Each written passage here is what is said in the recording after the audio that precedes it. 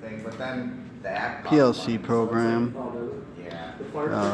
Welding an inner outer fender. We're starting out with the basic circuit of a E-stop, stop push button, and holding an auto mode It's like a membership with our part presence switches and cylinder proc switches. And we're going to run it right now. Coming over here, I'm going to turn on switch 406.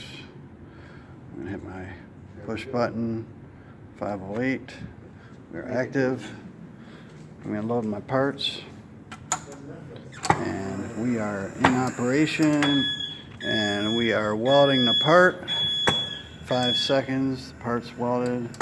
We are retracting. And the running lights off.